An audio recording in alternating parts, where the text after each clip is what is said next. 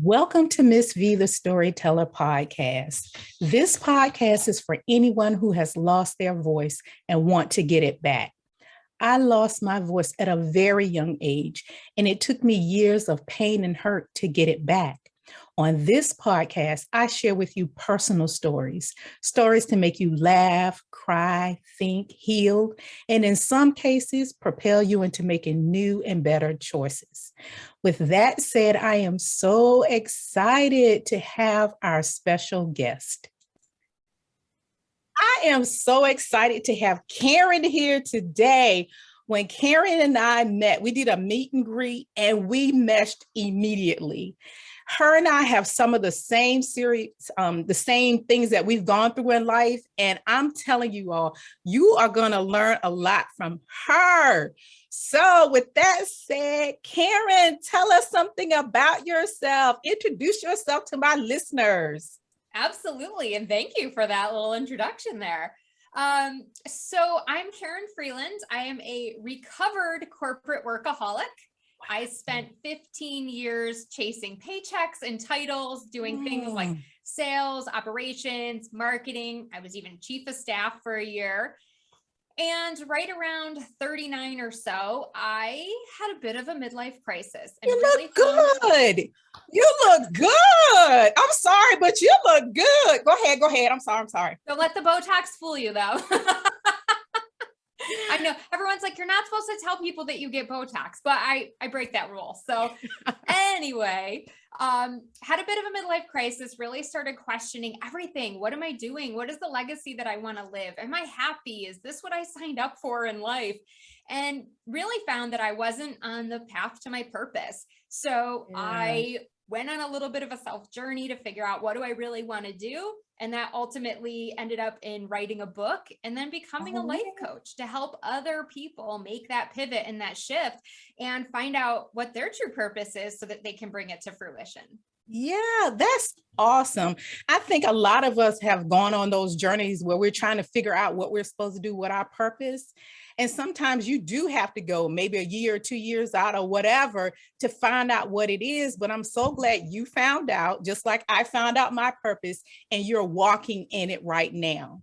So you all know that I have all kinds of stories on my podcast, and Karin found one that she resonated with. So which story was that?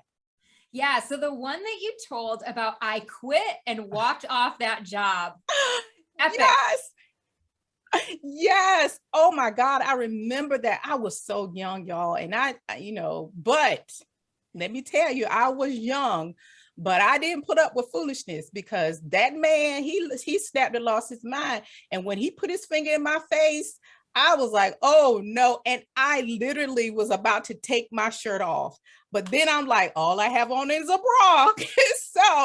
But I'm like, no, what you're not going to do is put your finger in my face and talk to me disrespectfully or anything like that. So yeah.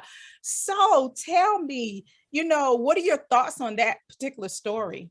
Oh, so many thoughts. I mean, first of all, it really resonated with me because I think anybody who has ever worked in corporate has been a victim of a well-intended policy. Like when you were asked to get these zip codes, I mean, it makes sense. I can see why they would want you to get zip codes, but then having all of these challenges of actually implementing it and then not having corporate step up and give you the proper support and tools that you need to put their policy into place.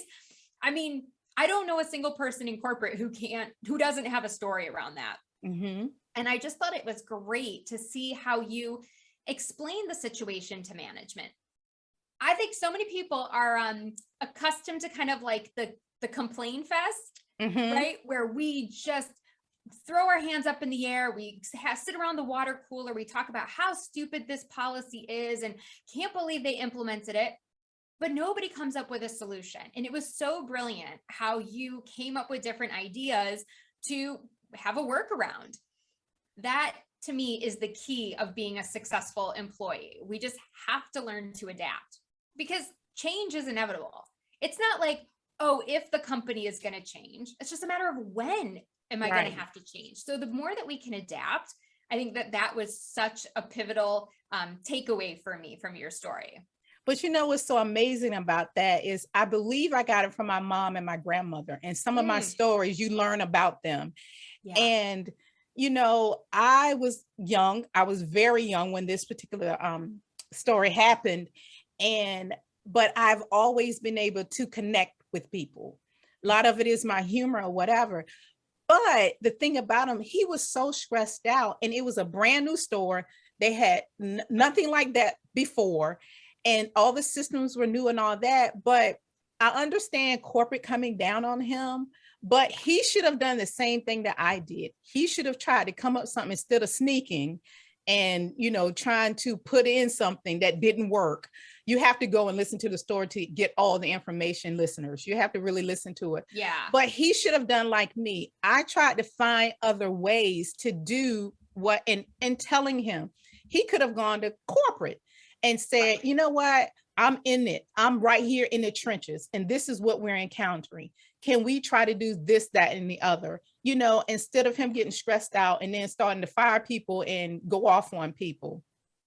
Well, and I think you bring up a great point, because part of your role as a leader in any business is to shelter your next level down from the chaos that is swirling above you. Yes. And I've had the pleasure of working for some phenomenal leaders who were able to do that so well. They took a lot of the brunt.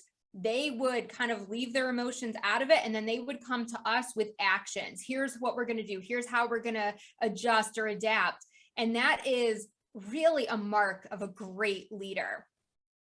I think you're absolutely right. You're absolutely right, because I can think of some other places where I worked and that was put in place, and it was less stressful for the little people. Yeah. Because we come to you, we have all these problems, and you can either stress out like he did, or you can try to find resources and get answers and then come back to your people and say, okay, I heard you. I heard what you said. So let us try this, this, and this. Number one, your employees are gonna say, hey, he listened to me. They listened to me. And now they're giving us some type of tools to help us fix this. If it doesn't work, at least they tried. And I love that. Do you have a similar story of something that happened to you where, you know, well, you didn't take your shirt off, but something that you may have wanted to do in that moment? Oh, I've definitely had some moments where I wish I could have had like a mic drop moment like you, where I just like walked out. There was actually a time when I was in corporate. I was in the president's staff meeting, and I was sitting around the table with all of his leaders. And there was probably 20 of us in this room. And I was giving a presentation on an upcoming marketing event that I was doing. And I was really excited because I had been working on this event for 3 months. It was a really big deal. And I got in there and I gave my whole spiel, got done. And I was like, okay, cue the standing ovation, like where are the roses? And I was like waiting for this like fanfare of applause. And the president took off his glasses, pressed his lips together, and said, well, I'm bored. And I was like, God, did you say you're bored? And I had this like range of emotions. You know, my first range was rage. I would literally envisioned myself picking my seat back, climbing up on top of that conference table in my pencil skirt, and kicking off every single leader's like laptop and cell phone. Love it. I was so mad. And at the same time, the tears just started welling up in my eyes. Yeah. And I just kept thinking, don't cry, don't cry. Don't you dare blink, because if you blink, one of those tears that is welled up in your eye is going to fall onto this table, and everyone's going to see you fall apart. And I just was absolutely crushed, and I could not wait for that meeting to be over. And of course, there was like 3 more people who had to present after me, and I just had to sit there until I could get to the bathroom. And of course, once I got to the bathroom, I just fell apart. The floodgates just probably just came out. Yeah. I was crying so hard.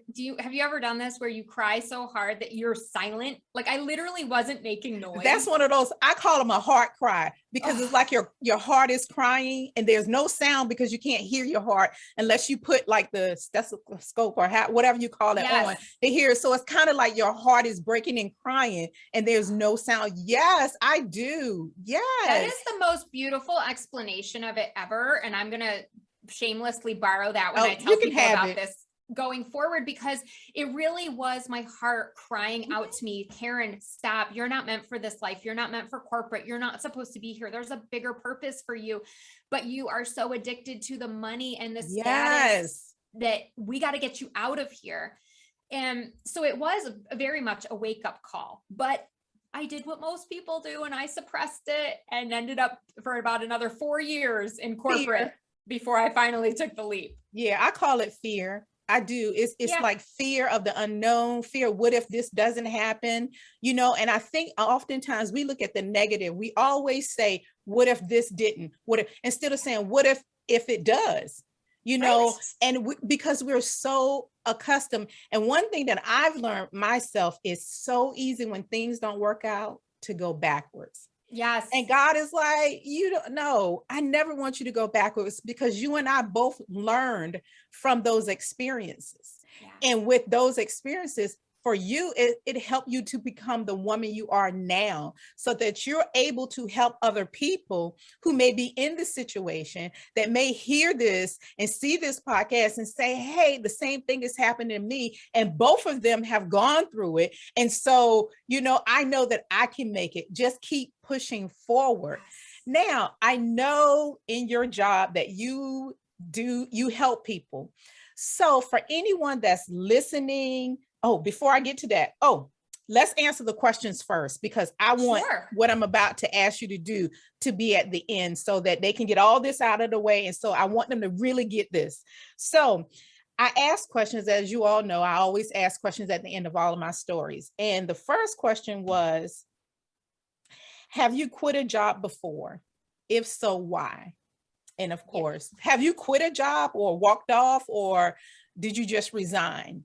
Yeah, so I have quit a few jobs before, but it was always on good terms. Okay. Even though, like I said, I think we all can appreciate a good mic drop moment. I kind of always was able to keep it together.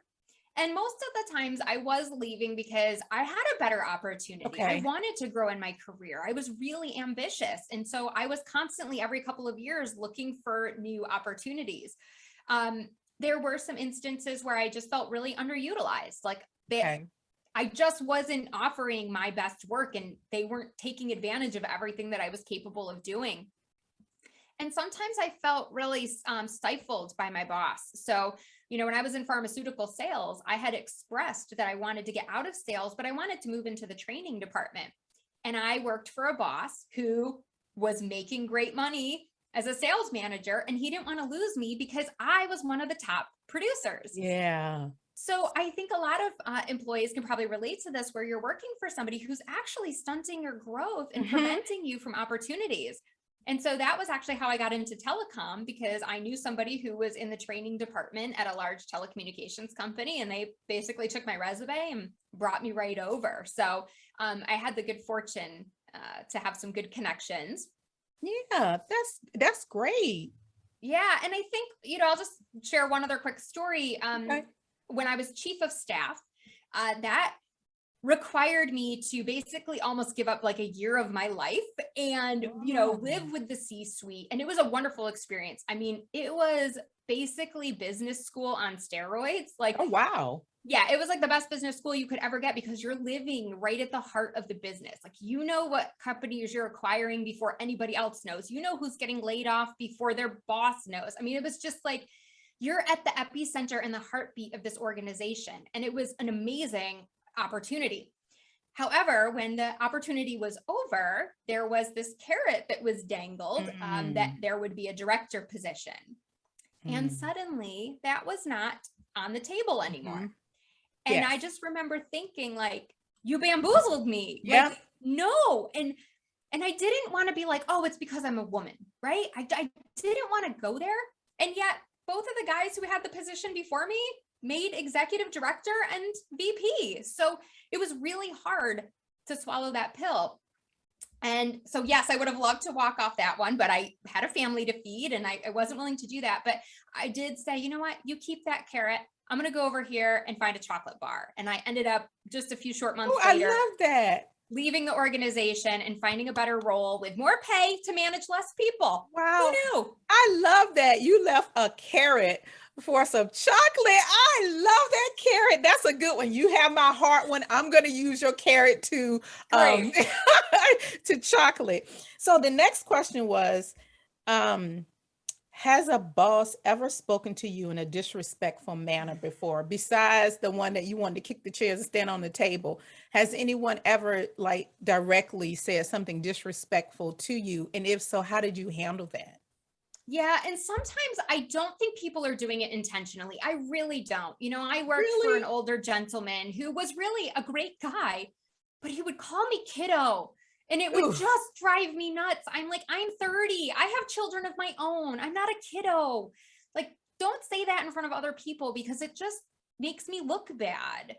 Yeah, that's like hun and sugar. Oh, When people call you hun or sugar. It's like, my name is Valeria or Miss Elliott. You know, can we do this because I'm being respectful to you? I'm not calling you Billy Bob or, you know, something out of your name. I'm calling you by your name. Homeboy. Yes. Go ahead. Yeah, homeboy, right? bro. Go ahead. I'm sorry I cut you off, but go ahead. Yeah. No, but I mean, you bring up a great point. It's like, we are respectful to other people. Mhm. Why is there sort of this connotation that, you know, with a woman, you can talk a certain way to them? And it's not always just bosses. So interestingly enough, when I was in pharmaceutical sales, I dealt with a lot of sexual harassment that actually came from my customers, from the male doctors. Yeah. I actually had one offer to be a one-night stand with me if I needed to get anything out of my system before I married my God. Yeah. What? And I was like, I was like speechless, right? And part of me was like, buddy, if I was going to cheat, which I'm not, but if I was, believe me, he would have a 6-pack. And that is not something that you have going on. So I love it. Thank you, but no, thank you. But I really was just appalled at the audacity. And I was so young in my career that I didn't really know how to respond to that. I didn't know how to stand up for myself. So I just kind of like quickly changed the subject and like made a joke of it and was like, I'll let you know. Okay. So. Wow. Yeah.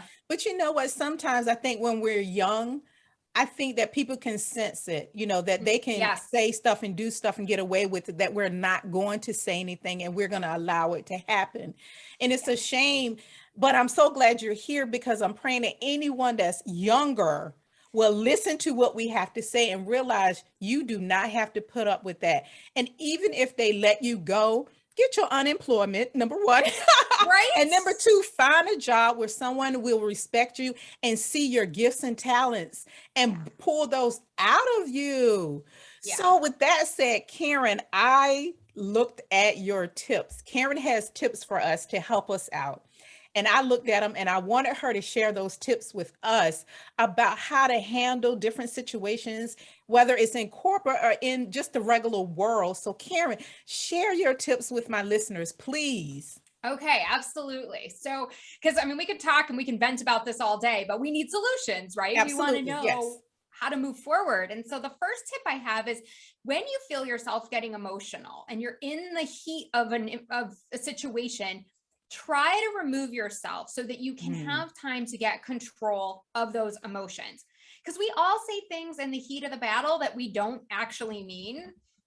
Like if I had actually gotten on that table and started kicking off, can you imagine? I would have tarnished my career forever. Yeah. So we have to have, but our emotions are valid. And so we want to give ourselves time to feel those, but we don't want to react based off of those emotions. So I have notoriously in the beginning of my career responded to emails in the wrong mental state. I have fired them off with my fingers so fast. Yes. And then I regretted it later, especially when it got forwarded to my boss. So You don't Wow. want that to happen, right? You Yes. never want to be part of this email chain where all of a sudden there's 20 people on it and they're like, look what Karin said. So walk away, take a few deep That's breaths. exactly what I was going to say, because that was something that I learned early on. Never Mhm. push send. Always go, walk away, come back, and then if you want to send it or reevaluate it, but never push send. I learned that a long time ago. Go ahead.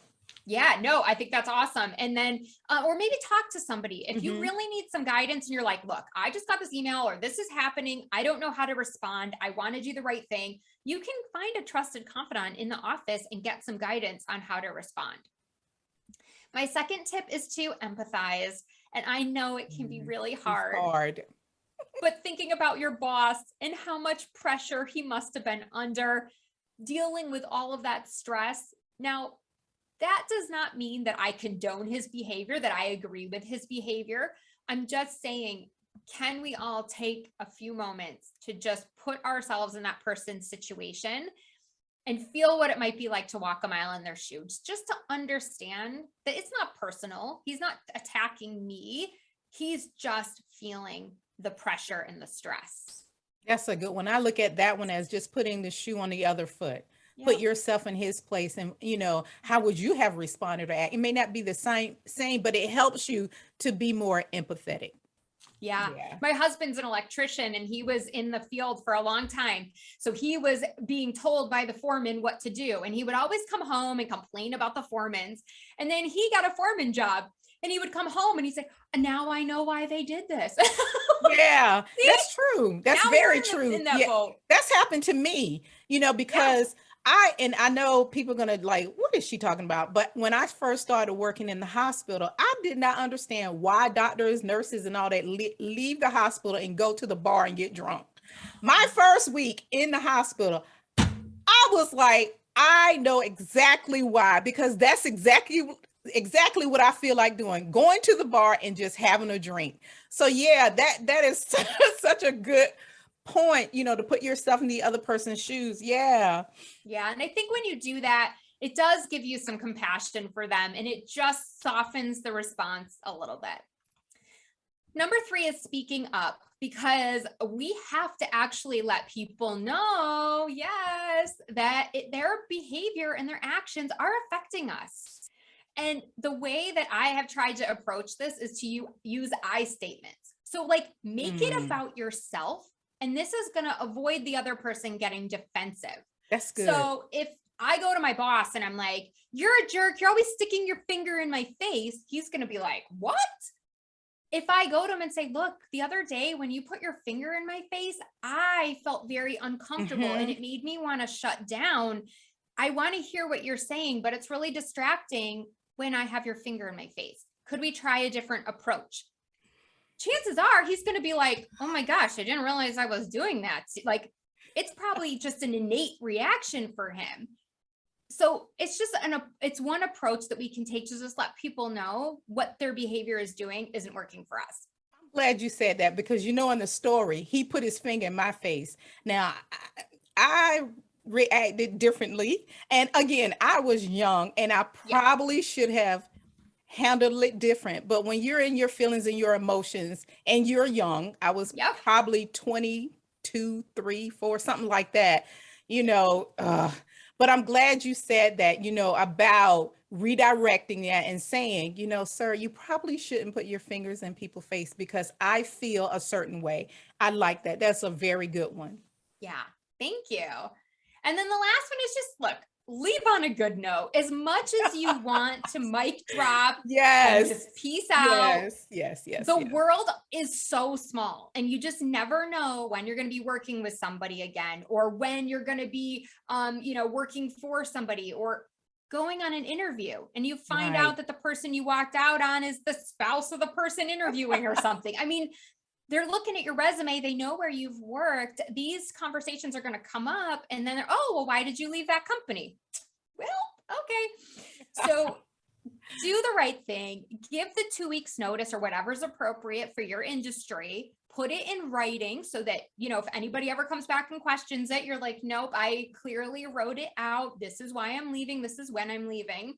and just, be the bigger person, because at the end of the day, you're going to be able to sleep, right? You're going to be able to look yourself in the mirror and go, I did the right thing, even if this company and this boss totally did me wrong. You know what, Karin? I like you. Oh, I like thank you. you. You have given us so much information.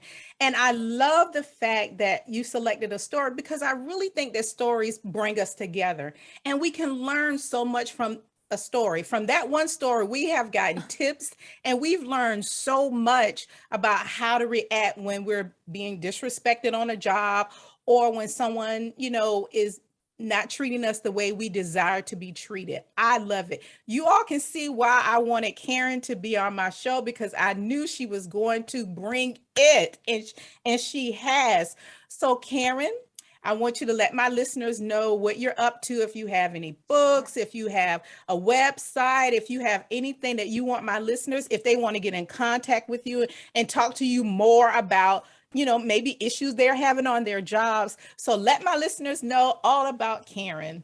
I would love to do that. So I am now a certified life and reinvention coach. So I help clients deal with these types of situations and more all the time, so that they can have the great career that they want and get the respect and the money that they deserve. And so you can check out my website, KarinFreeland.com, and it's Karin with an I. If you go to the life coaching tab, you can learn all about how I help my clients find their purpose, own their power, and build a pathway to freedom. There is a free e-guide on there called 6 Secrets to Get Unstuck. And so you can download that, check it out, put those tips into practice. And I'm telling you, if you do that in 30 days, you're going to be like seriously unstuck. You're going to find your new path. And of course, you can always follow me on Instagram or Twitter at Karin Freeland. Perfect. So you guys, I know you learned a lot from Karin. I will make sure that I put everything inside the description. So if you didn't catch it, you'll be able to see it. I'm also going to post our video, our chat on my YouTube station. So if you want to listen, see her and you can. And you can also listen to it on Spotify and Apple. With all of that said, thank you for taking the time to listen. I pray that this episode will make you think about your memories and how they impact your life. So thank you, Karin. And you can follow me on Spotify, Apple, or Google at Miss V the Storyteller Podcast, as well as YouTube. It's the same, Miss V the Storyteller. And you can also email me if you have questions about anything at VALISONELLIOT@gmail.com. All right, friends. Thanks for listening. Bye.